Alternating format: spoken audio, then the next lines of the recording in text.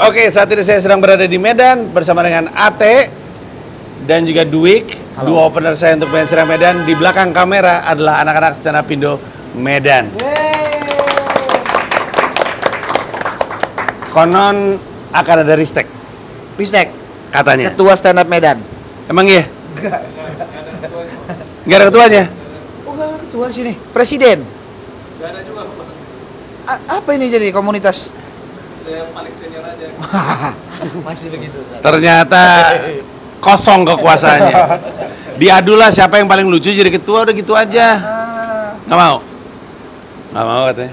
Paling kuat power aja lah. Ya. Ini kayaknya lebih cocok Ate yang begini. Iya, Bang. Karena banyak nutup lucu. Kita kan pendiam. Bener Abang. Iya. Oke kalau gitu. Teman-teman seperti biasa mau nanya apapun tentang stand up, mumpung ada abang-abangan, saya kan di sini cuma ikut nongkrong. Silakan nanya, boleh nanya apapun tentang stand up, silakan. Nanya aja. Nanti dijawab. Siapa yang mau nanya? Sorry yang nonton di YouTube, sorry nggak ada mikrofonnya karena mati mikrofonnya. Kayaknya kalau outdoor jelek deh dia. Oh. Bebas mau nanya apa? Silakan. Nama Anda siapa tadi? Saya Simon Pongan. Simon. Simon. Simon. Iya. Simon. Paling lucu kayaknya. Simon, Abang Simon. Abang Simon Tok. Gimana Simon? Anjay Simon Tok. Menurut Abang, kita harus kebetulan saya kan pernah di Jakarta 2 tahun kemarin Bang. Iya. Jadi merasa ada perbedaan selera komedi Iya. di Jakarta sama di Medan. Ya. Nah kami kan ini tujuannya juga pengen nasional nih Bang. Ya. Jadi gimana cara ngatasin supaya bisa ngikutin selera jokes di Jakarta dengan yang di Medan gitu. Oke, tadi pertanyaan kurang lebihnya adalah dia sempat 2 tahun di Medan. Lu ikutan stand up di Jakarta, stand up Ya. Indo mana? Jaksel. Jaksel. Oh, Jaksel. Rais. Nggak ngerasa berkembang atau gimana? Enggak, memang di layoff aja dari kerjaan Bang. Oh, terus balik sini Leo. Jadi dia nanya kurang lebihnya gimana caranya menyesuaikan karena selera humornya beda. Nah, kita tanya sama abang-abang Lampung nih. Itu dulu kan bisa. Kan saya berpikir dulu. Kan jauh, Anda jauh. Mencerna. Ini kan Cikarang. Oh iya benar. Masih deket. Abang-abangan Lampung dulu. Saya stand up Indo Rantau Prapat ini. Gimana kalau jawaban Anda? Oh, kalau kan dari Lampung pernah kan ke Jakarta itu merantau juga, jadi relate tuh. Jadi cara biar kita ngimbangin komedinya adalah kalau gue sih sebelum open mic, gue jadi penonton dulu, nontonin komik-komik Jabodetabek. Gimana sih cara mereka berkomedi gitu biasanya. Kayak oh ternyata tipe Jabodetabek itu tipe yang punchline cepat, punchline yang setupnya dikit tapi punchline-nya banyak. Mau nggak mau emang harus ngerubah cara nulis. Coba dah, kalau misalkan cocok di kita bisa tuh kita ikutin caranya. Tapi kalau nggak cocok, rata-rata yang nggak cocok kalau dipaksain malah jadi jelek. Nah tapi yang bagusnya dari komik daerah adalah maksudnya komik di luar Jabodetabek, kita punya ciri khas biasanya yang dipengenin sama komik Jabodetabek malah. Jadi alangkah bagusnya kalau kita pede dengan ciri khas daerah kita, bawa ke Jabodetabek, kalau situ dapat malah lebih bagus gitu. Iya, Arif Brata juga nggak kehilangan logatnya kan. Arif Brata tuh. Terus banyak anak-anak Medan yang pindah ke Jakarta juga tidak kehilangan kemedanannya gitu. Sebagai contoh, Dwik ada yang bertambahin? Iya sih Bang, maksudnya teman-teman daerah tuh kan Dwik juga dari Cikarang, kurang lebih Jabodetabek kan. Ya. Mewakili itu mungkin Bang Ate atau Mas Panji. Ngerasa kayak ngelihat Bang Ristek gitu, datang ke Jakarta masih dengan medannya, dengan cerita medannya, itu tuh yang kita Jabodetabek kayak tertarik juga kalau misalkan mendengar cerita-cerita hal itu gitu. Terus kalau seandainya emang pengen ngikutin, bener kata Bang Ate, mungkin bisa dilihat patternnya aja anak-anak Jabodetabek mainnya kayak gimana. Apalagi sekarang kan referensinya di media sosial udah banyak, kayak teman-teman juga ngupload atau banyak lomba juga yang teman-teman komika macan lombanya di Jabodetabek juga punya platformnya sendiri gitu. Jadi bisa lah dicek di situ referensinya kayak apa sih, nulisnya polanya kayak apa sih, kayak gitu sih paling. Jadi lebih mudah aja sekarang. Gue pengen berbagi juga, tapi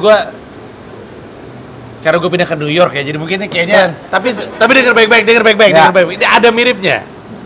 Waktu gue di Indonesia, bukan waktu di Indonesia, ketika di Indonesia, gue kan komika yang relatif panjang setupnya. Ya. Storytelling, terus banyak ngomongin soal Indonesia, sosial politik. Pindah ke New York selama 6 bulan, dan gue sehari open mic 2 kali. Sebenarnya ada yang 3 kali, ada yang 4 kali, anggaplah 2 kali.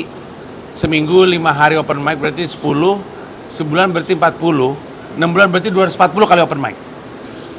240 kali open mic itu ibarat di stand up Indo Medan, lu kan open mic sekali seminggu. Berarti 52 minggu itu setahun kan? Iya, jadi kalau misalnya lu mau dapat 200 kayak gua 240 berarti lu berapa tahun tuh? 4 tahunan kan? 4 tahunan. Gua 240 kali open mic nggak nemu lucunya. Karena gua pun sangat terkendala sama pembiasaannya. Pada akhirnya gue sadar di New York pengennya cepet. Jadi gue harus mengubah gaya nulis gue. Dari yang suka storytelling, berubah 100% jadi setup punchline doang aja. Makanya orang kalau ngelihat klip stand up bahasa Inggris gue, pasti komentarnya kok beda ya sama ketika stand up di Indonesia. Karena kalau nggak berubah, nggak kena. Nah ketika gue lagi di New York, gue ngomongin sosial politik malah nggak didengerin. Karena di New York, banyak yang ngomongin sosial politik. Justru gue dikasih tahu sama abang-abangan New York, sumpah ada abang-abangan New York, dia bilang, lu daripada ngomongin kayak gitu, di sini mah ribuan yang kayak gitu, mending lu ngomongin aja lu datangnya dari mana, lebih menarik. Ketika gue mulai ngomongin Indonesia, justru mereka gue dapat perhatian mereka. Dan bayangin, perubahannya itu 240 kali open mic. Artinya 4 kali gitu, kalau misalnya open mic seminggu sekali, 4 tahun untuk kemudian bisa nyampe situ. Jadi butuh waktu. Cuman gue curiganya, dan gue kan sering ketemu nih pertanyaan serupa di kota-kota lain. Permasalahannya anak-anak komunitas dari kota tertentu pindah ke Jakarta, itu bukan jumlah open mic-nya. Bukan banyak-banyak, mau open mic mah sering, tapi nggak pernah mikir. Dengerin baik-baik, nggak pernah mikir tuh kayak open mic mulu tanpa pernah bertanya salahnya di mana ya. Banyak tahu, jangankan lu. Anak Jakarta aja ada yang bisa 2-3 tahun masih nggak lucu. Habis ketika open mic nggak kena tuh nggak mikir. Kenapa nggak kena? Banyak loh yang puas, cepet puas. Yang penting naik panggung udah jadi stand up kemudian padahal nggak pecah. Yang penting dapat 5 menit lucu, dijaga baik-baik, nggak bertumbuh. Perasaan gue mengatakan permasalahan komika-komika dari Jakarta yang pindah ke dari kota-kota yang pindah ke Jakarta itu tuh nggak cukup nemu karena nggak banyak mikirnya. Nah pertanyaan lainnya adalah gimana kalau lu pengen tetap di Medan, artinya nggak punya duit untuk di Jakarta, tapi terus lu pengen bisa mecahin crowd nasional? Jawabannya, dan gue yakin anak komunitas alasannya banyak banget. Jawabannya adalah, makanya ketika open mic, jangan nge-cheat. Lu kan nge-cheat kan? Anak Cirebon naik panggung ngomong kirik, udah langsung pecah. Ya. Banyak istilah-istilah lokal, lu nge-cheat itu. Lu mecahin penonton lokal, tapi kan lu kan pengen mecahin penonton nasional, jangan nge-cheat. Berarti lu mesti ngomongin materi-materi stand up yang keresahan yang rada nasional. Dan harus rajin di-upload ke internet. Kenapa? Karena orang Indonesia adanya di internet. Nggak ada sih di kota Medan, tapi lebih banyak ada di kota internet. Di kota internet, ada aja di internet. Gua mau ngasih contoh. Namanya adalah Zahra Petani. Komika dari Citerep, ibu yang udah istri dan udah punya anak, emang nggak bisa pindah ke Jakarta, kan punya anak. Cuma bisa open mic jadi Citerep, daerah-daerah Jatinangor dan seterusnya. Tapi dia disiplin, dia naikin mulu klipnya ke sosmed. Saking seringnya muncul di FYP Instagram gua komentar, bagus nih, semangat ya. Tiba-tiba muncul lagi, akhirnya jadi sering muncul nih Zahra Petani, dan lucu mulu. Suatu hari gue ngeliat dia Cing Abdel, pecah, langsung gue tunjuk untuk jadi opener, untuk kemarin ngebuka gue di Balikpapan, dan pecah. Padahal, banyak anak-anak di Jakarta bahkan gak tahu Zahra Petani. Sekarang, Zahra Petani gak beralasan. Dia gak bilang, gue udah nikah sih, gue udah punya anak sih, gue gak di Jakarta sih, enggak. Dia nulis yang keresahan-keresahan umum, dan rajin banget ngupload. Kok bisa sih ini komika pindah ke Jakarta enggak, Suci enggak, Suca enggak, jadi opener founder, 2 Radit sama gue. Ntar pertanyaannya adalah, Bang, tapi open mic kami isinya komika-komika doang. Nah itulah masalah komunitas. Harusnya sih masalah ketuanya ya, tapi di komunitas gak ada ketuanya sih. Jadi dipikirin gimana caranya penontonnya nggak cuma lu doang. Gitu. Kejawab? Oke, ada tambahan? Aman. Aman. Oke, next. Ya, silakan. Nama saya Tobi bang. Tobi. Silakan, Tobi. Saya kan termasuk yang Nama depan Waka? Tobi, asik Waka Tobi. Waka Tobi. Nice dong. Kirain Waka Polsek. Oh, Tommy. Oh, Tommy. Waka Tommy. Iya. Masih mau, masih Tipis mau. saja, tipis saja, Masih mau. tipis saja. Tipis saja. Oke, terus saya kan termasuk yang masih baru open mic. berapa lama? Baru belum sampai setahun. Hanya setahun, oke. Terus saya punya kecenderungan tiap kali nulis, saya apa ya ngerasa berpikir, ya kalau dibikin, saya punya idola komika idola gitu. Terus saya berpikir kayak pengen nulis materi itu kayak dia gitu, formulanya. Tapi kayak menurut saya terlalu berat dan nggak kena di crowd juga bang. Itu harus gimana ya? Bang? Agama lu apa? Kristen. Kristen. Ke gereja satu. Ibadah perlu. Satu ibadah. Benar. Ibadah. Iya dong. Ya. Minta bimbingan Allah Subhanahu wa taala. Gereja. Yesus. Nah, Gini, kalau ini gue mau mengutip Radit ya, nanti yang lain mungkin ada referensi ya. Tapi gue mau mengutip Radit. Radit bilang, lu boleh niru dari komika lain, tapi jangan satu. Nirunya banyak. Soalnya kalau yang lu tiru ate, jadi terlalu ate, jadi kurang elu kan.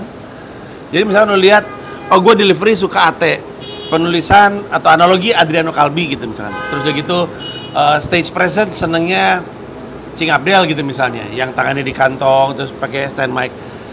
Lu harus memperluas wawasan lu supaya lebih banyak yang lu suka, supaya lebih banyak yang bisa lu tarik. Kalau lu tiru semuanya dijadiin satu, jadilah Tommy. Permasalahannya adalah kalau cuma satu orang, jadinya nggak cocok. Dulu ada Romi ya, yang bintang bete banget. ya Romi Hakim. Bintang sama Bang Finawan. Iya, awalnya Suci bang, Suci ya? Iya, Suci 7. Suci 7 mirip banget. Akhirnya nggak jalan panjang. Sekarang sih udah nggak terlalu gitu gayanya. Tapi maksud gue kelihatan kalau lu terlalu ngikutin satu orang atau terlalu suka satu orang saja. Jadi dibuka wawasannya. Dan nggak apa-apa. Kan pencarian. Baru juga setahun. Nggak mesti buru-buru pecah kan. Cari aja gaya yang pas gitu untuk bisa kemudian jadi gayanya lu. Ada taman? Lu dulu suka siapa?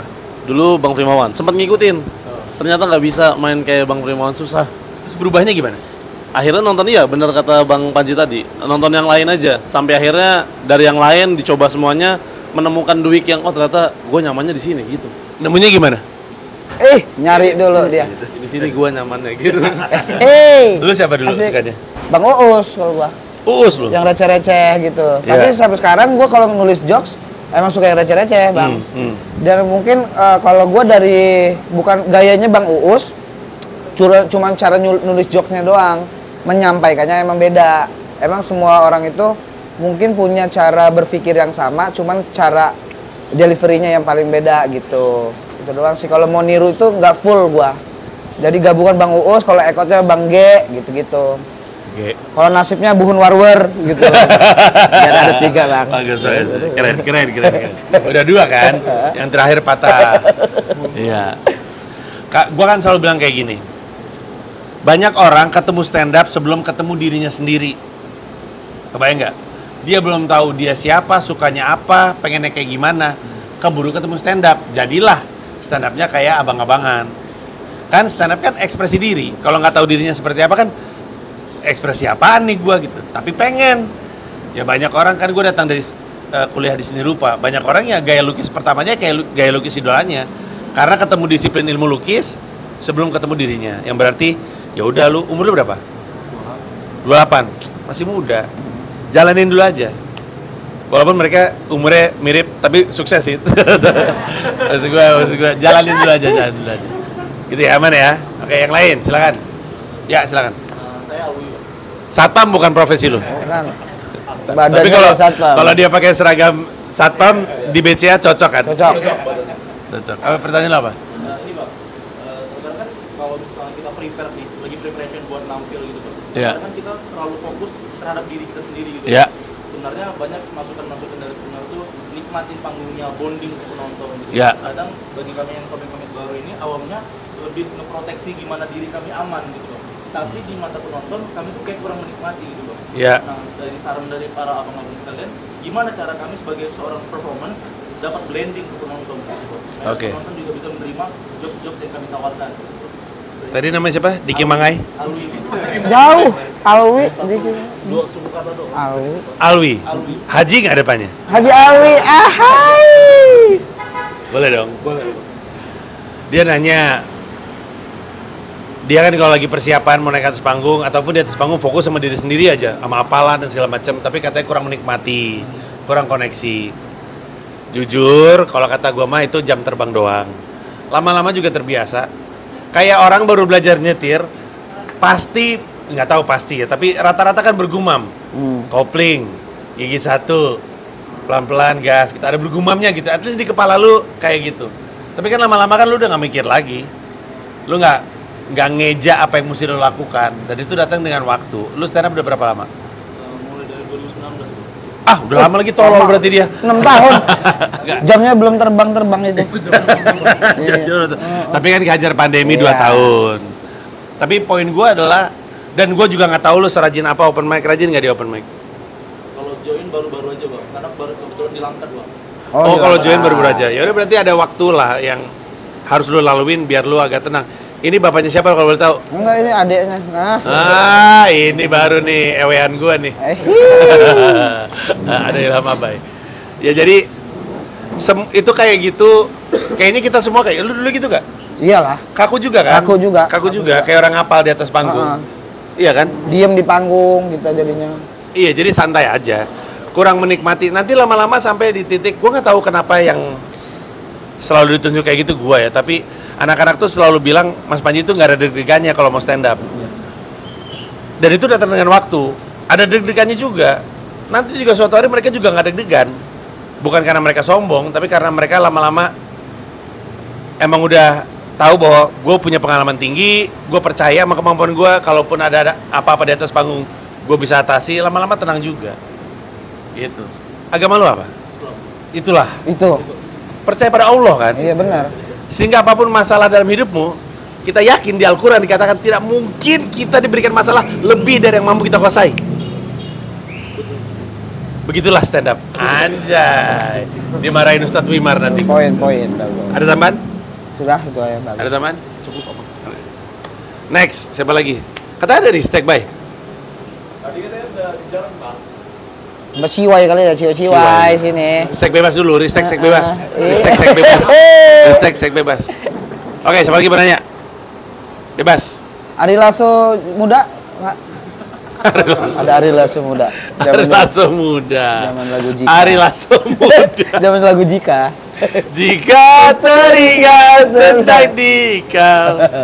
Yuk, siapa lagi bertanya bebas? Kakak mau nanya boleh? Ya, mau nanya apa? Cinta. Saya kan komika cewek. Ya. Sebelumnya saya tampil itu gabung juga di Liga Tarkam. Kenapa? Gabung juga di Liga Tarkam. Liga Tarkam? Ya, tapi penampilan saya itu dianggap annoying. Annoying. Karena saya cewek gitu ya. Nah, saya Karena cewek atau karena hal lain?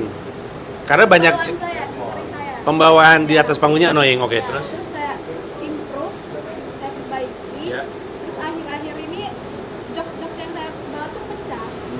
Tapi tetap ada komen kamu kayak lucunya kurang bagus gitu.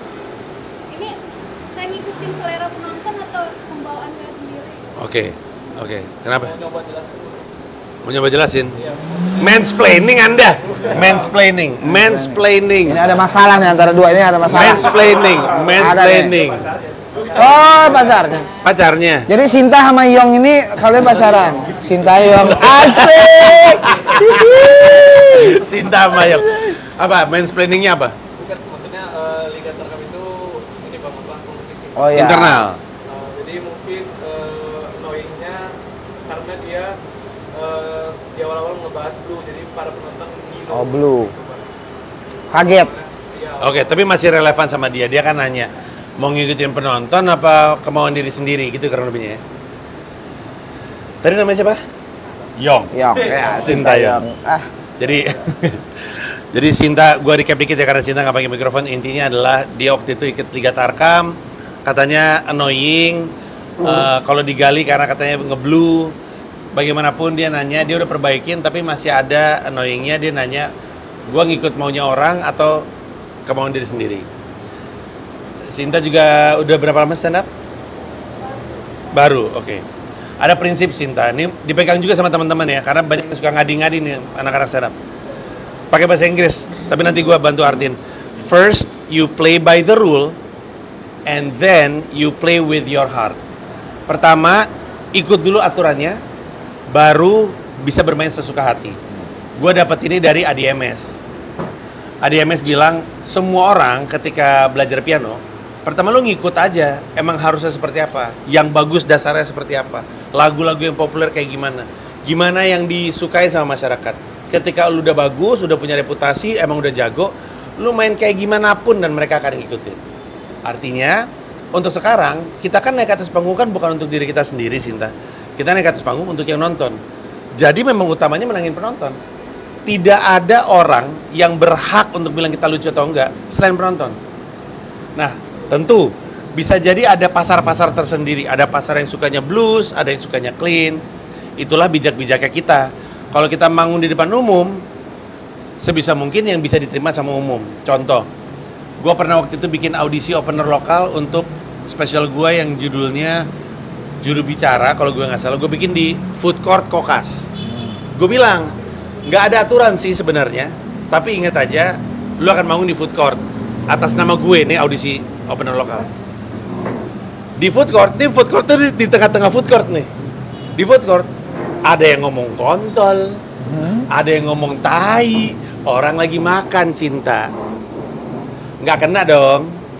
Naiklah Coki Pardede, waktu itu dia belum ada dark-darkan. Nggak ngomong jorok, nggak ngomong kasar, hanya joke bagus dan dia berhasil. Yang lainnya mungkin akan ngomel sendiri, wah payah nih tempat nih, nggak ngerti gue lucu di mana. Ini di tes di komunitas pecah nih. Ya iya, tapi kan lu mesti ngeliat panggung lu. Profesional harus ngebaca panggung, Sinta. Lu manggung di TV, nggak mungkin bawa yang jorok-jorok. Lu manggung di off-air, lu bisa deh lepas apa adanya. Off-air pun lihat-lihat. Lu manggung di depan rektor, ya bunuh diri lo kalau ngomongnya kayak gitu-gitu. Nah jadi, semuanya harus dimulai dengan kemampuan nulis joke yang baik dulu, dan kemampuan untuk mecahin penonton yang ada di depan lu. Nanti suatu hari kalau lu pengen bilang lebih, gue pengen lebih idealis, boleh. Tapi butuh waktu. Kalau gue, Sinta, Yong, gue selalu berpegangan dengan prinsipnya semi not a slim boy. Ada 3 jenis ketawa, Sinta. Ngajak penonton ngetawain diri kita, jadi materi stand up-nya kita. Ngajak penonton ngetawain yang lain, jadi objek tertawanya entah orang lain, kejadian lain, kota lain. Dan ngajak penonton ngetawain diri mereka sendiri. Jangan coba-coba yang kedua dan yang ketiga kalau belum bisa bikin penonton ngetawain diri kita sendiri. Jadi joke-nya harus tentang kita. Kalau kita udah bisa ngelakuin itu, baru kita mulai coba yang geser dan yang agak beresiko. Karena gue gak tahu bener atau enggak lu ngomongin yang jorok-jorok atau enggak, tapi itu tuh masuknya beresiko. Beresiko sekali untuk ngomong di depan umum, ngomongin ngewe, seks atau apapun itu, atau tai bahkan, agak beresiko. Jadi kalau gue menyarankan menangin dulu, latih kemampuan untuk menangin hati penonton. Baru kemudian kita bisa paksa idealisme kita. Coba kita tanya sama abang-abangan kita yang juga mulutnya julidnya bukan main. Silakan Bang. Ini gini udah ada. Mungkin ada faktor gender juga, Bang. Iya. Cewek ngomongin blue itu masih tabu dikit lah, masih penonton masih ada kaget-kagetnya gitu. Iya. Kecuali tampilan gendernya itu kayak sejenis lagi. Kayak Musdalifah. Musdalifah Basri materi blue banyak banget. Tapi entah kenapa kalau dia yang bawain, kita memaafkan karena emang dia dari awal udah masuk dengan joget. Terus cara dia ngomong juga menggelitik gitu, terus dia keresahan rumah tangganya dapat. Mungkin dari situnya juga tuh efek-efek blue-nya diterima atau enggaknya itu dari si Sintanya sendiri untuk bawainnya. Ya udah gue emang cewek segini bebasnya gitu. Mungkin karena kalau premisnya emang nggak kuat, aku nih boleh lo ngomong gini, kalian jangan ragu untuk ketawain gitu-gitu. Mungkin penonton jadi kan efek mirror ya, penonton tuh bisa ragu ketawa ketika Sintanya bawain juga ragu gitu. Sebenarnya gue nggak nakal-nakal banget, tapi karena demi komedi harus bawain materi yang dewasa-dewasa gitu. Padahal dari Sintanya sendiri kalau emang pengen banget ngeluarin materi-materi dewasanya, tunjukin dong kesiapan Sinta emang. Ayo ketawa bareng gua udah dewasa juga kok untuk ngomongin materi ini gitu. Gitu sih sarannya. Ada tambahan? Saya Buhun Warwar mau jawab. wah, Bukan. saya peserta juga. Saya banyak belajar malah ini. Makasih Bang Abang. Tambahan lu apa? Ikut Bang Ate. Ikut lu. Wakilin. Ya. Oke. Moga-moga kejawab ya. Oke. Ada lagi yang mau nanya? Silakan. Oh, yang ini dulu ya. Ya, silakan Masnya. Bang, saya Hafiz. Siapa namanya? Hafiz. Jadi Bang, saya kan berasal dari Provinsi Aceh. Aceh. Iya. Jadi saya kalau open mic itu sering bahas tentang Aceh gitu. Kalau bahas tentang Aceh di Medan kan kalau saya perhatikan cukup kena Bang. Jadi sering mendapat tawa gitu. Cuman Bang, kemarin saya kan pernah ikut audisi komik act gitu. Saya bawa materi yang sama, cuman jurinya nggak ketawa. Jadi saya sempat berpikiran sebenarnya materi saya ini apakah masih aman atau sebenarnya udah melewati batas gitu. Oke. Gue bisa bantu jawab. Jonathan namanya tadi ya. Bukan jauh. Siapa sih? Hafiz. Kayaknya Jonathan tadi. Hafiz. Jonathan. Hafiz. Ada beberapa kemungkinan. Yang lu alamin tuh dialamin di banyak audisi. Nih, abang-abangan lu kan pernah ikutan Suci Suca ya. Lu Suci ya? Suci ya, lu juga Suci Suca. Kayak dua-duanya pernah. Mereka pasti pernah dengar cerita dan ngeliat contohnya. Teman-teman mereka biasa pecah pas audisi nggak kena. Bawa materi yang juga sebenarnya pecah juga di komunitas. Ada beberapa kemungkinan. Yang pertama, elunya grogi sehingga mengganggu delivery. Sangat mungkin terjadi. Joknya mah bagus. Kita pernah ngeliat dan pecah juga di depan umum. Cuman nggak tahu kenapa ketika ada di depannya ada Radit atau di depannya ada pada Indro, lepas aja. Mukanya kosong, mukanya ngeblank, panik. Stand up itu kan timing off dikit, kata lupa dikit, titik koma miss dikit, joknya jadi nggak kena. Ada kemungkinan itu. Tapi prediksi gua kemungkinannya yang kedua. Menurut gua, stand up di audisi itu levelnya beda sama stand up di depan umum. Bukan cuman masalah karena emang ini lomba. Masalah standar orang yang nonton. Kebayang nggak? Orang umum dikasih joke level segini, berantakan. Tapi orang di level yang lebih tinggi, atau apalagi kalau orangnya udah ngelihat 40-an komika, 80-an komika, nggak bisa lagi dikasih kayak gini. Harus dikasih seperti ini. Prediksi gua, dan ini sering kali terjadi, emang pecah ketika di depan umum, ketika di komunitas, ketika di open mic, ketika di cafe, orang standarnya biasa aja. Tapi nggak kena ketika udah mulai di depan pada Indro, di depan Panji, di depan, kebayang nggak maksud gue? Jadi ada joke yang memang bekerja dengan baik di depan umum, tapi ketika dipakai untuk audisi nggak kena karena emang kelas joke-nya harus lebih tinggi. Oke. Saya juga pernah kepikiran Bang, apakah materi saya ini ada kemungkinan agak menyinggung gitu. Jadi makanya tidak ini. Oh, jadi nggak diterima di TV. Mungkin juga. Gua nggak tahu sih dari Aceh yang lu bahas apa. Karena kan Aceh ada yang dibahas bisa banyak kan. Ya. Lu bisa murni kultur atau lu bisa ngomongin soal sebagai Serami Mekahnya. Kalau emangnya kayak gitu, kata gue mah yang bego lu, ngapain pakai materi kayak gitu? Iya. Gue inget banget ada, ini gue sebut aja namanya ya. Ada komika namanya Setiawan Yoga, anak Samarinda. Setiawan Yogi. Dia, menurut gue, pada awal-awal gue sering lihat dia, salah satu komika paling bagus yang pernah gue lihat. Bener deh, bagus dia, berani. Kupingnya aja agak ganggu deh, karena kupingnya kayak gini, kupingnya gini. Cuma ditutup pakai sama gondrong. Beneran deh, dia bagus. Gue bahkan hadir di spesialnya dia. Datang gue, dia bikin spesial, gue hadir untuk nonton. Ketika dia audisi, dia bawain materi stand up ngewe sama mayat. Ya lu yang goblok lah, ngapain anjing? Mau ngapain? Jadi mungkin salah milih joke. Mungkin boleh ngomongin Aceh, tapi jangan yang terlalu agama, ngomongin budaya. Ujung-ujungnya sih mungkin set, gue nggak bisa menilai karena gue nggak ngelihat set lo, tapi prediksi gue kemungkinan sih itu. Ada tambahan dari Tambahan dari Ate? lebih ke ini, lihat kompetisinya kan untuk YouTube, TV, untuk di online ya. Jadi semua orang itu yang awam-awam nggak tahu stand up pun bisa nonton. Mungkin penilaian jurinya kalau materinya bahaya pasti di-cut dong, mau selucu apapun gitu. Lebih baik banyakin materi clean itu, ya terserah sebenarnya kalian sebagai komik mau bawa materi dark joke atau apa, cuman kalau materi clean itu emang butuh banget, kita harus ada untuk kalau tujuannya ke TV, ke yang lain-lain gitu. Karena kalau nggak kayak gitu nggak bisa masuk apa-apa juga. Untuk industri. Industri. Jawab ya. Gua ke kakak yang di belakang, silakan. Ya. Ya. Sebenarnya saya tuh suka materi tentang politik, Bang. Politik ya. Karena latar belakang saya tuh kan dia satu sekolah itu politik. Ya. Oke. Tapi memang udah beberapa kali dicoba, sepertinya sulit diterima. Ya. Dan saya perhatikan juga komika-komika yang membawa tentang materi politik itu Ya. ketika mereka punya nama, punya branding, Ya. after competition baru mereka bersuara lah. Ya. Bahas materi politik. Ya. Tapi itu banyak lagi tentang penerimaan gitu. Ya. Ya. Industri itu terima nggak sih sebenarnya? Bahkan industri kompetisi suci sekalipun. Ya. Itu kan kan. Ya. Untuk persona memang itu politik. Ya. Karena sejujurnya saya kayak nggak bawa tentang diri saya pribadi selama ini. Ya. Karena keresahan itulah kebingungan. Ya. Bisa nggak sih bahas materi politik kalau terus-terusan dan nggak pernah persona gitu. Ya. Sorry, namanya siapa tadi? Rian. Rian. Rin. Rin. Udah berapa lama stand up, Rin? Jalan 2, oke.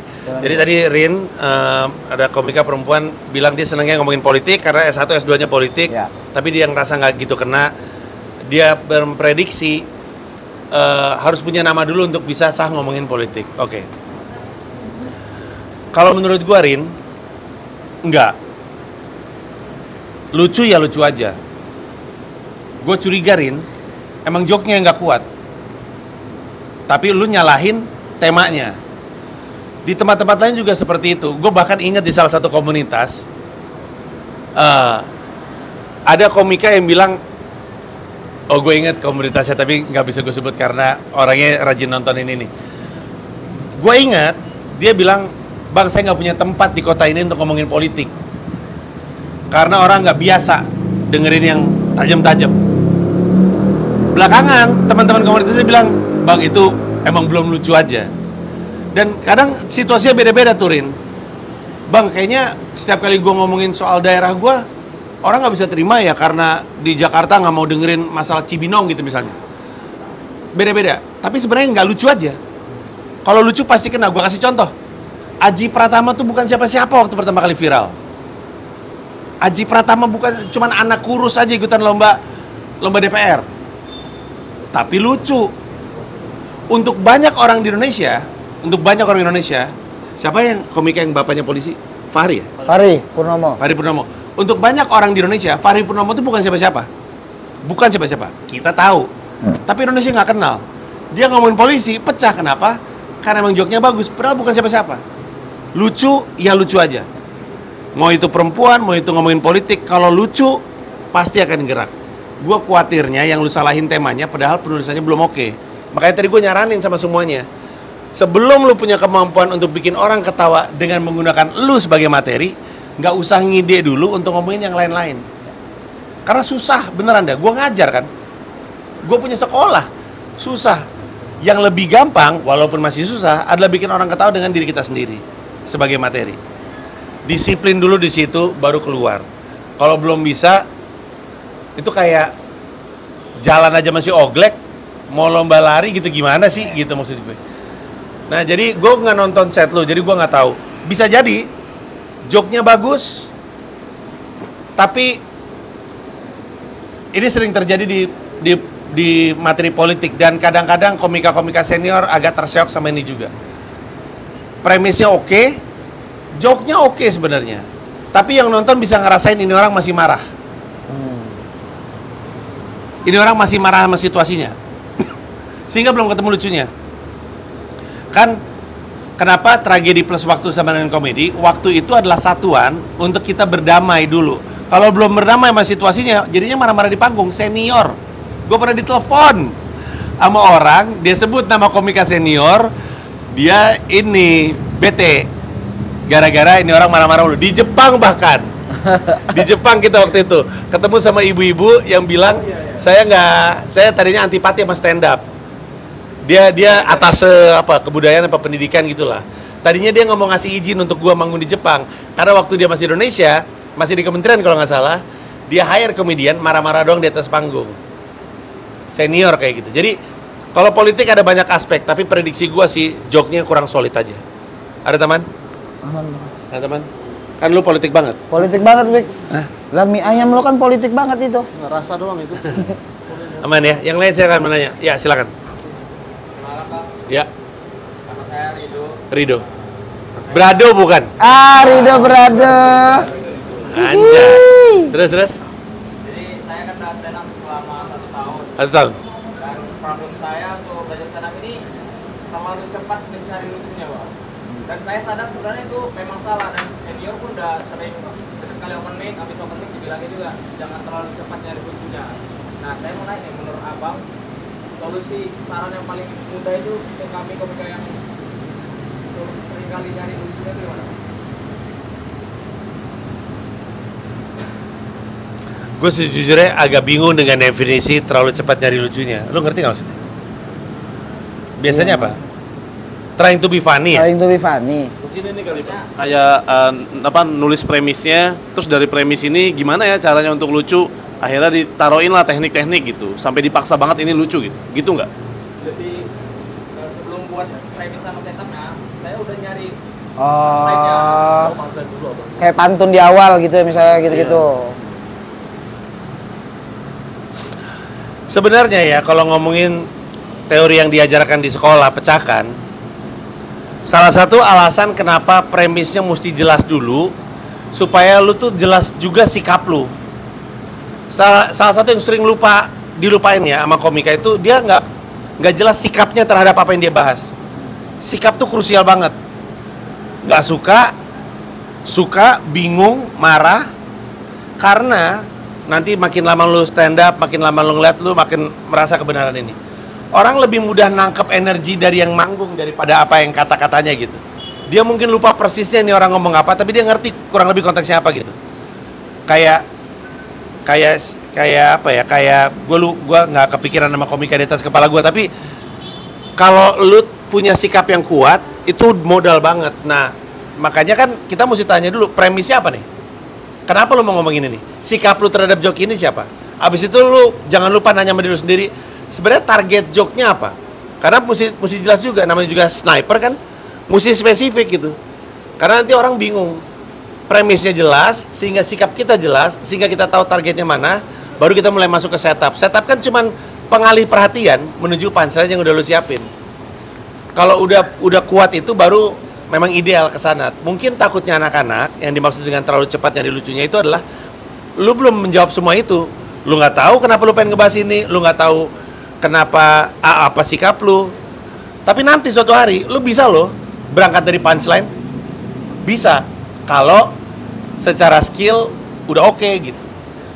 Kayak contohnya gue ada joke, nemu punchline-nya dulu, nggak tahu mau diapain.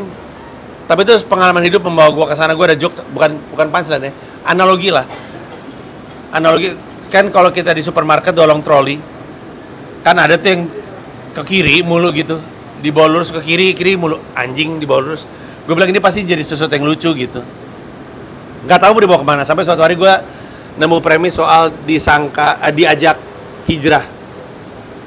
Gue pernah diajak hijrah karena waktu itu insya Allah sah 1, insya Allah sah 2, ayat-ayat cinta 2, dukung Anies, disangka hijrah gue. Terus baru gue masukin, gak bisa gue dibawa ke jalan yang lurus. Gue kayak troli supermarket yang rodanya rusak, ke kiri sendiri mulu gitu. Jadi, tapi itu kan setelah punya pengalaman panjang gitu. Itu aja baru tahu punchline-nya jadi apa setelah gue punya premis yang jelas kan. Bahwa gue gak ngerasa siap untuk diajak hijrah. Karena meleng mulu. Itu kan premisnya kan gitu. Kebayang? Oke. Ada tambahan? Oke, next. Silakan, siapa lagi mau nanya? Orang yang sama boleh nanya lagi. Enggak juga nggak apa-apa. Agong. Tanya, Gong. Nah, Opener gue iya. yang mana sih? Opener gue yang mana? Nggak datang ya? Oh iya, Ramos. opener gue. Ramos. Lagi ngebadanin itu. Lagi Lagi bikin materi ngebadanin. tentang Bang Panji pasti ada itu. Oke, apa? Siapa namanya? Agong. Agung. Mau nanya, kendala aku selama stand up selalu nggak bisa ditaruh di belakang, selalu dimakan nervous nengok kawan-kawan yang main duluan. Misalnya kemarin kan baru lagi jalan kompetisi tuh, baru dapat urutan paling belakang tuh, selalu nengok orang dapat tawa, bibirku kadang langsung kering bang. Dan juga grogi kali, padahal saya udah siap, aku yakin sama setku waktu stand up. Entah kenapa udah dapat ketawa pun aku tetap nervous dimakan kalau ditaruh di akhir gitu pak. Nah aku nggak tahu cara nanganinnya kayak mana. Ada yang bilang minum, ada yang bilang apa segala macam. Aku udah coba makan juga udah coba. Tapi kalau aku terakhir dan nengok orang itu di awal udah pecah-pecah dan aku pun dapat tawa pun di awal udah, tapi lidahku tetap kering pak. Oke. Lidahku keluh gitu. Duik dulu. Pasti lu pernah ngalamin kan? Iya. Jadi sama nih Bang Agung, diriku juga akhir-akhir ini selalu ketakutan sama tampil yang sebelumnya komik dan pecah banget gitu. Dari dulu tuh nggak pernah berani.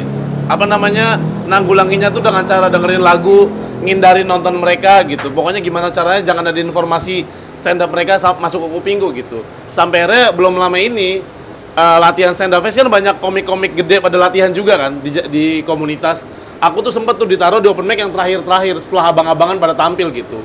Nah kemarin coba buat udah nonton aja nggak apa-apa kalau mereka lucu, coba buat udahlah ini klise banget sih emang, gue berdamai aja apapun yang terjadi, gue ikhlas sama ntar gue penampilan gitu. Ternyata ketika gue punya pemikiran kayak gitu di panggungnya gue malah happy gitu, gue nggak ada beban ekspektasi harus lebih lucu dari mereka gitu. Jadi udah gue tampil ikhlas aja, nothing tulus aja gitu. Itu sih yang kemarin gue alamin dan belum lama baru gue dapat. Ternyata nggak apa-apa nonton yang sebelum kita lebih lucu gitu. Ya nanggulanginnya udahlah gue ikhlas aja, gue nggak mau naruh beban ekspektasi banyak-banyak kayak gitu. Kemarin sih gitu sih kalau dari diriku. Ate? Kalau gua malah lebih jelas. Kalau gua stand up fest, kalau ada yang nonton stand up fest, gua tampil sebelum Hakim Bagil. Itu meledaknya segimana dan cara stand upnya paling beda dari yang lain. Kalau gua sih ngerasanya harus yakin dengan tujuan dulu, Gung. Gue tujuannya, gue udah nulis materi ini untuk stand up fest. Gue ekspektasi gue adalah gue bisa nih membuat titik tawa yang gue inginkan dari materi ini. Jadi kayak gangguan sebelum gue tampil lebih pecah atau apa gak macam, ada gimmick apa atau waktunya diburu-buru gak macam, itu udah di luar kepala gue aja. Makanya ide-ide itu bakal muncul ketika kita udah berdamai, kayak udah materi udah disiapin, gak boleh ada yang diubah gak macam. Malah kalau harus ada yang ditambahin untuk ngehandle yang sebelumnya pecah, itu nggak apa-apa banget. Jadi gue di belakang panggung tuh langsung kayak mana caranya penonton lupa bentar tentang penampilannya Hakim sebelumnya gitu. Jadi kalau kita udah punya tujuan yang besar, sama-sama pengen menghibur, Hakim punya tujuannya besar, gue juga bisa lebih besar. Jadi bisa jalan itu, jadi nggak ada kayak grogi, takut ada yang lebih lucu, ada yang gini, nggak ada gitu. Itu sih tujuannya dulu ditekenin gitu. Oke, sekarang giliran gue ya. Maulana, gue itu Kan dari tadi Agung. Agung. Ada dua jawaban untuk permasalahan lu. Karena permasalahan lu itu bisa permasalahan teknis dan bisa permasalahan non teknis. Yang gampang dulu aja yang teknis. Memang ditaruh di belakang beban. Gua pun ngerasain, dan waktu awal-awal stand up comedy meledak, gua juga ngerasain hal yang sama. Gue inget banget, gue manggung di kampusnya Jakadi, apa namanya? Untar apa ya? Tarumanegara. Untar. Ini Trisakti ya? Untar kayaknya. Gue lupa deh. Pokoknya stand up masih baru-baru. Ini tahun 2012 awal. Terus gue ditaruh di headliner. Stand up masih baru. Nama gue gede memang. Tapi gue juga masih baru stand up. Pecah semuanya, ada Aco sebelum gue. Pecah sepecah-pecahnya. Panik gue. Naik ke atas panggung, nggak berani dengan materi stand up gue. Gue coba riffing, crowd work. Kena. Akhirnya gue crowd work sepanjang durasi yang gue seharusnya itu 15 menit. Pecah sih. Tapi penonton protes karena mereka bilang, gue kan di sini menonton materi stand up lo. Kenapa lo malah riffing? Jawaban sebenarnya adalah karena takut. Karena yang lain pecah banget. Jadi gue ngalamin itu juga. Nggak mudah bener-bener. Ini orang-orang ini ditaruh di stand up fest bersama dengan grup-grupan gila. Itu level mereka aja masih bertarung. Alasan gue setelah stand up fest 2023, setelahnya banget gue nyamperin Ajis, Pak Ajis boleh minta tolong nggak, kenapa? Saya pengen stand up yang berikutnya. Gue yang minta. Karena gue seneng banget ngelihat mereka-mereka ini bertarung dengan sesamanya di dalam grupingan yang sama. Gue seneng ngelihatnya dan pengen nyoba juga. Ada beberapa, karena hal-hal teknis, berarti ada beberapa hal. Satu, semakin lu pede sama joke lu, dan pede dengan joke-nya kan datang dengan pengalaman yang pecah, lebih pede sama joke-nya. Lu akan lebih tenang. Atau emang kayak yang tadi Ate bilang, kadang-kadang lu harus mainin yang terjadi sebelumnya. Kayak contohnya Ate sebelum dia kan Hakim Bagil. Terus Hakim Bagil kan pecah gila lah. Dia nanya, ada properti apaan lu yang bisa gue pakai? Ternyata dia di atas panggung sempat pakai bat pingpong. bat pingpong. Dia pinjam bat pingpongnya. Ketika naik atas panggung, dia gitu juga ikut-ikutan kayak Hakim Bagil. Pecah. Ya. Orang dapat pecahnya, orang udah kena ke dia lanjut ke materi dia. Itu kan pengalaman. Salah satu yang kayak gitu yang paling jago yang pernah gue lihat adalah waktu audisi opener lokal untuk Pragiwaksono. Ya. Itu di warung Abnormal. Ada komika namanya Remon. Pecah banget Remon. Pecah sepecah-pecahnya. Habis itu Alip Baihak. Dia tahu dia harus melakukan sesuatu. Jadi dia pas masuk, sosok keselimpet penonton karena ada yang duduk di lantai, sosok jatuh, sosok nantang, lu nyelengkat gue, terus tiba-tiba ramai, udah tenang, buka-buka baju ngasih lihat tato gitu. Pecah banget karena dia tahu dia mesti ngelakuin sesuatu. Tapi kan itu datang dengan jam terbang. Jadi emang ada teknik. Gue waktu itu pernah manggung setelah Hifzi di Jogja. Awal-awalnya stand up tolol gue, padahal gue founders. Abis pecah banget dia. Mau nggak mau gue ngikut treatmentnya dia baru gue bawa. Jadi itu teknis ya. Nah ini ada hal non teknis. Dan ini datang dari bapak-bapak berusia 46 tahun. Jadi kayaknya masukan gue valid. Kenapa lu panik? Karena lu ngebandingin diri lu sama yang lain kan. Ini adalah permasalahan semua orang di luar stand up. Di hidup kita kadang-kadang ketika kita umur 27 kita bilang, astaga teman-teman gue udah 27 udah kayak gini, kok gue masih gini? Astaga, teman-teman gue udah pada suci, kok gue masih kayak gini? Astaga, banyak lah. Orang suka ngebandingin dirinya sama orang lain, padahal nggak perlu. Nggak perlu. Jangankan stand up, hidup aja orang masih suka ngebandingin dengan yang lain. Kalau gue ngebandingin dengan sekitar gue, stres kali gue. Gue ngeliat Radit, kayaknya bukan main. Kalau gue membiarkan diri gue untuk ngebandingin diri gue dengan Radit, bisa jadi gue nggak berkarir. Ngapain? Nyerah gue. Gimana caranya ngejar Radit? Radit, anaknya lahiran, ditaruh ke YouTube, AdSense-nya nutupin biaya lahiran. Mau gimana kita? Mau gimana? Ya kan? Tapi kan gue belajar untuk nggak lagi ngebandingin diri gue sama orang lain karena kan kita nggak tahu. Sosmed tuh ngeganggu banget gitu. Kayak kita ngeliat nih orang kok kayaknya happy banget. Kita nggak tahu dia ngutang. Ini orang keluar negeri mulu. Kita nggak tahu dia nipu. Secara umum, biar lebih enak, emang kita juga harus berhenti ngebandingin diri kita sama orang lain. Nggak bisa dibandingin. Nggak mungkin bisa dibandingin. Dua orang kembar lahir dari ibu yang sama, mukanya sama aja, tetap nggak bisa bandingin dirinya satu sama lain. Hidupnya beda. Mungkin punya pertemanan yang beda, kesukaan yang beda. Lu masih muda, banyak yang masih muda. Lama-lama lu akan belajar untuk sadar bahwa capek banget ngebandingin sama orang lain. Dan itu prediksi gue akan ngebantu di stand up lu. Aman? Gila, gue tuh bapak-bapak banget. Keren. Bapak-bapak gue. Gila. Ada lagi yang mau nanya? Ya silakan. Aku ini bang, ada beberapa yang mau tanya nih bang. Ya satu dulu. Yang paling mendesak. Dalam menulis bang, aku kan biasanya tulis materi itu maunya yang kayak pendek-pendek nih bang, Ya. tapi keresahannya kadang menuntut untuk setnya panjang, harus ngejelasin ini, ngejelasin itu. Jadi sering bertabrakan di kepala aku bang. Jadi ini harus tulis yang mana dulu ya gitu karena punchline-nya udah nemu nih deket. Sedangkan di punchline ini orang nanti bakal ngerti nggak ya itu bang kamu di kepalaku. Tadi nama lu siapa? Bocil bang. Bocil. Bocil. Kan lu datang telat ya? Tadi udah sempet ditanya, nanti lu tonton pas ini di YouTube ya. Bener nggak pertanyaan sama nggak sih? Iya. Mirip kan? Intinya gini, gue coba untuk, ada lagi tambahannya? Ada Tambahannya apa? Tambahannya kalau misalnya aku main bang dengan kalau misalnya storytelling nih itu nggak kena aku nggak pede bang waktu di awal. Nah, cara ngatasinnya lebih tepat bang. Ya, pokoknya intinya kurang lebihnya adalah dia udah bayangan pansanya kayak gimana. Kalau premisnya nggak dijelasin dengan tepat, kelamaan, nggak kena tapi kelamaan gitu ya. Kalau storytelling nggak kena. Kalau kata gue bocil nama lu? Kayak nggak cocok ya? Iya, kayak nggak cocok. Nggak cocok. Mukanya tua. Botuna. Botuna. Prediksi gue, bocil suka ngerekam dirinya nggak? Ada beberapa kali ngerekam. Nulis setnya nggak? Nulis, oke. Usul gue ya, ini prediksi gue. Prediksi gue sih masa lalu di trimming. Masalah di trimming. Ini prinsip dasar trimming. Kan lu tulis nih. Abis itu lu lihat mana yang kalau dibuang gak ngeganggu punchline. Pasti bisa. Cuman nggak tahu kenapa kita kayak merasa itu perlu. Padahal kalau misalkan kita jujur aja, ini nggak ada juga nggak apa-apa.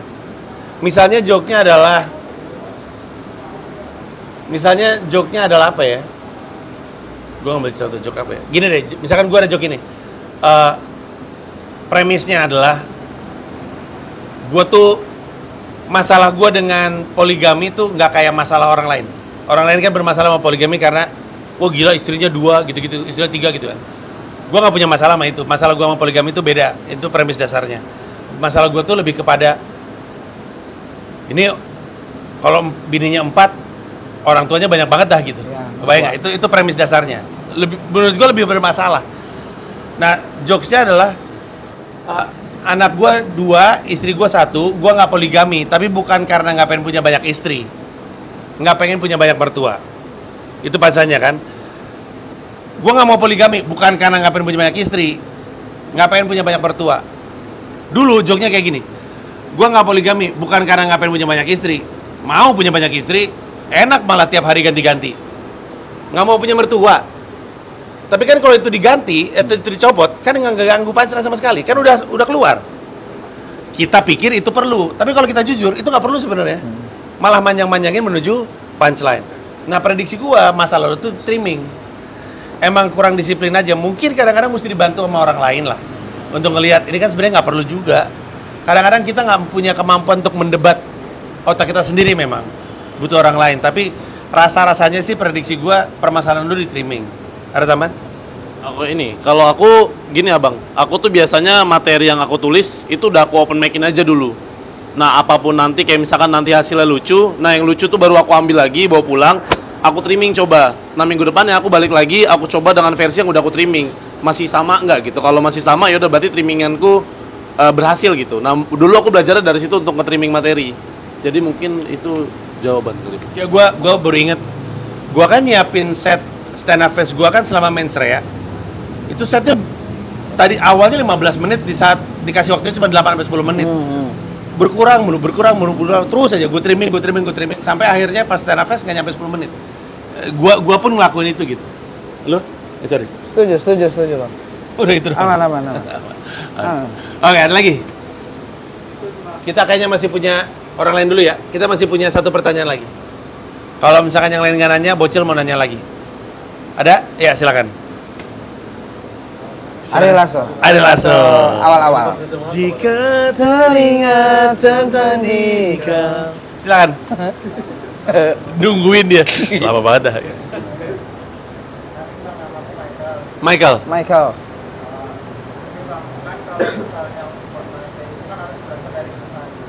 Ya.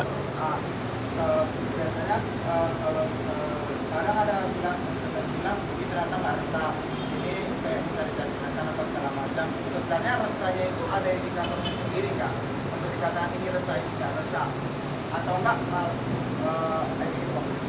Michael namanya ya? Gue dulu ya, nanti abang-abangan lo akan ngejawab juga. Gue mau kasih tambahan. Kalau gue ngajar, gue selalu bilang materi stand up itu datang dari keresahan yang udah lu temuin lucunya. Kalau gue, karena rada jebakan nih, orang-orang kalau dibilang keresahan doang, beneran murni keresahan doang. Tapi kalau ditanya kenapa ini yang lu jadiin materi stand up, jawaban lu adalah karena gue resah. Tapi kan nggak cukup sebenarnya. Kalau lu resah sama sesuatu dan nemu ironinya, kan baru bisa jadi joke. Nggak semua hidup gue resah mulu, tapi kan nggak semua jadi joke. Karena yang lain gue nggak nemu lucunya di mana. Tapi kalau lu resah sama sesuatu dan ketemu ironinya, at least lu di kepala lu tuh ada yang ngegelitik, kenapa gini banget ya? Itu tuh modal. Nah, gue perhatiin kebanyakan tuh murni keresahan doang, sehingga susah nguliknya karena lu juga nggak tahu. Abis patokannya meresah. Kalau ngomongin resah, nggak punya duit juga resah, belum tentu bisa berdamai dengan itu kan. Jadi kalau gue selalu bilangnya, di antara begitu banyak keresahan, yang udah agak kebayang lucunya aja, udah ketemu ironinya, ada yang bertabrakan gitu, bisa lu jadiin keresahan. Nah, yang gue nggak paham itu adalah keresahannya dicari-cari. Gue nggak gitu ngerti, mungkin harus ada contoh ya. Tapi prediksi gue kayaknya juga berangkat dari nggak punya patokan yang jelas keresahan yang mana yang harus jadi joke. Kalau lu juga nggak punya patokan keresahan yang mana jadi joke, semua keresahan lu taruh. Sehingga mungkin disebutnya, ini dicari-cari banget ini, lu mah nggak resah-resah banget gitu kan. Karena udah mah itu masuk ke set lu, nggak ada alasan. Kenapa tuh lu taruh di situ? Alasannya nggak ada, sehingga yang keluar adalah dicari-cari. Karena mungkin ketika lu masukin ke set yang mau dilatih, emang lu juga belum nemu lucunya di mana. Cara paling gampang untuk ngebaca apa kalau punya peluang lucu dari sebuah keresahan adalah ada bingungnya. Kenapa begini ya? Kan harusnya gini. Itu tuh tanda tanya kayak gitu tuh modal lah. Tapi nggak bisa cuma resah dan marah doang. Harus ada sesuatu yang ngegelitik gitu. Lebih baik lagi kalau ketemu ironi gitu. Ada yang tabrakan. Ada yang salah. Lu nemu ada yang salah. Pelawak tuh paling seneng nemu ada yang salah. Dulunya ngejelek-jelekin Prabowo tiba-tiba jadi wakil presiden kan? Itu kan joke satu Indonesia kan? Karena kita tanpa mungkin ngerti majas ironi itu apa, ngerti ada yang aneh gitu dari keresahan ini. Ngerti maksud gue? Ada taman? Ya itu kalau keresahan yang dicari-cari karena tarkam tadi kali ya? Bukan? Harus bertema gitu-gitu enggak ya? Karena sebenarnya kalau keresahan yang dicari-cari kalau untuk komik kompetisi itu nggak apa-apa juga. Karena kan kalau kita dapat tema musik mau nggak mau kita mencari materi musik kan. Ya, betul. Tapi kalau untuk yang di luar itu yang beneran keresahan, kalau gue pakai sistem curhat. Jadi kayak gue nganggap penonton tuh teman curhat gue. Mereka udah mengeluarkan waktunya untuk mendengarkan gue curhat 10 menit dengan keresahan itu. Jadi gue punya tanggung jawab untuk memberikan mereka bayaran dengan kelucuan. Jadi di curhatan itu ada punchline. Jadi sistem itu yang selalu gue pakai untuk terus punya hubungan sama penonton. Jadi keresahan beneran curhat yang apa yang lagi diresahin, lempar ke penonton udah ngeluangin waktu, dikasih apa ya lucunya. Nah itu yang selalu mindset itu yang gue pakai. Jadi kalau untuk mencari-cari keresahan sih mendingan gue nggak open mic ketimbang gue mencari-cari lucunya. Beneran yang lagi dirasain aja yang ditulis gitu kalau gue. Kadang ya, gue mau ralat sedikit omongan gue baru sadar. Kadang memang ada keresahan yang bikin kita nggak mampu ngomongin selain ngomongin itu. Gue inget banget kok waktu itu gue berantem sama Gamila parah, ada periodenya 3 bulan berantem mulu. Setiap kali open mic gue mau ngomongin materi lain tuh nggak sanggup, bingung aja ngapain sih gue ngomongin ini, bukan ini yang ada di kepala gue. Terus kan gue kan open mic di New York kan sehari 3, sehari 4. Di open mic ketiga gue ganti ngomongin soal gue berantem sama Gamila, baru kena. Tapi mungkin itu agak nggak fair ya, karena gue udah punya basic penulisan sehingga gue tahu gitu mau dibawa kemana. Tapi kadang-kadang kalau lu bener-bener resah, emang nggak mampu lu untuk ngomongin yang lain gitu. Karena gue inget waktu itu bulan Oktober 2022 baru pindah, hancur lah keluarga gue, berantakan banget lah. Terus tapi gue pengen ngomongin soal hantu Indonesia karena Halloween. Gue pengen ngomongin pocong, tuyul, menurut gue lucu. kuntilanak, sundul bolong, nggak sanggup aja, bingung gue kayak ngapain ya gue ngomongin ini, bukan ini yang lagi di kepala gue, terus gue geser, akhirnya masuk ke spesial gue juga pada akhirnya. Jadi emang kadang-kadang ada tuh keresahan yang bikin lu nggak sanggup untuk ngomongin yang lain, sehingga lu paksain. Kalau lu udah bisa nulis mah jadi sesuatu. Permasalahannya kadang-kadang belum bisa nulis, jadi mentok aja gitu. Lu ada teman?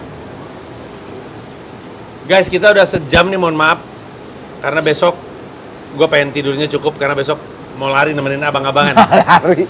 Abang-abangan mau 5 km lari. Ngeri. Betul? Kita bungkus, terima kasih banyak semuanya. Ntar abis ini paling foto-foto segala macam ya. Thank you, makasih banyak semuanya. Thank you.